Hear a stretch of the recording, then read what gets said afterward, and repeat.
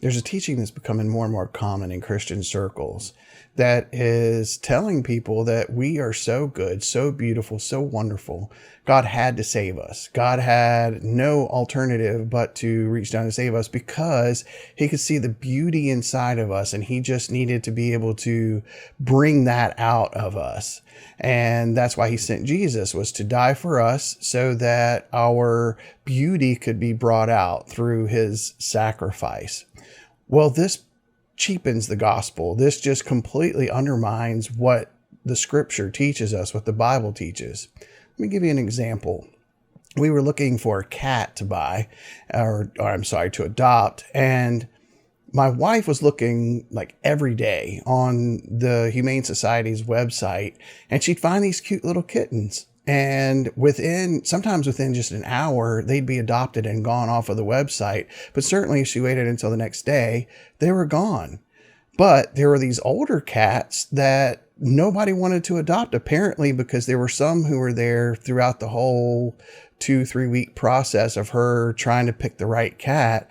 And they were there the whole time. And they were there when we stopped. And, we fell right in line with everybody else, and we adopted a kitten. We didn't adopt a fully grown cat. We didn't adopt an older cat. So we didn't do anything special. And it's the same thing. If God saved us because of how great we are, how much he could see in us, the potential that he could see in us, then he didn't do anything that's all that special. He didn't do anything all that great. He just did what he had to do, what he was compelled to do because of the beauty that resided inside of us. Now, what the Bible actually says is that we are actually repulsive to God. It says that all of our righteousnesses are like filthy rags, whatever we can do in and of ourselves. And that is why our salvation is grace. It's by grace that God has imparted to us. He's giving us something we don't deserve. And it is not something that we earned because of how great or beautiful we are or can be. It's not something that is inside of us that he wants to bring out. He is changing us into a new creation rather than trying to reform what was there beforehand, before our salvation. Paul put it like this. He said, "For while we were still helpless, at the right time, Christ died for the ungodly.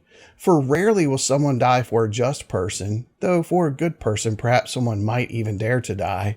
But God proves his own love for us, in that while we were still sinners, Christ died for us." Now, this tells us something exactly the opposite of all of that teaching that we were talking about. He said, while we're still sinners, Christ died for us, and that somebody's not going to die for an unrighteous person, for spiritually a filthy person.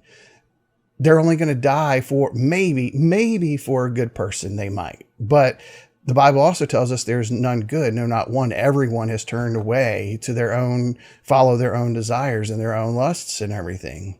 The real danger of this teaching is the fact that it gives us the opportunity to say, hey, you know what? If God saved me because of the beauty he could see in me, by default, some people are going to have more internal beauty than others. By default, some people are going to be better than others. Hey, you know what? At least I don't do that stuff you're doing. And we're going to say stuff like that. Whereas the gospel is telling us that, hey, you know what? We're all on the same level. We're on a level playing field, that we're all sinners. We have all sinned and fall short of the glory of God.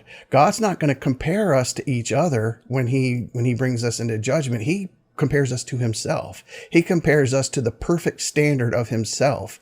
And that is the standard we have to measure up to. That is why we need the substitutionary sacrifice of Jesus to get us into heaven. But that gives us the opportunity, when we don't look at it that way, when we see that, oh, we're great and special and God had to do that for us, rather than him taking the initiative because he wanted a relationship with us, then we have the opportunity to start being holier than thou. We can start looking down on people and saying how much better we are than someone else. And we can compare ourselves just like the Pharisees in Jesus' day.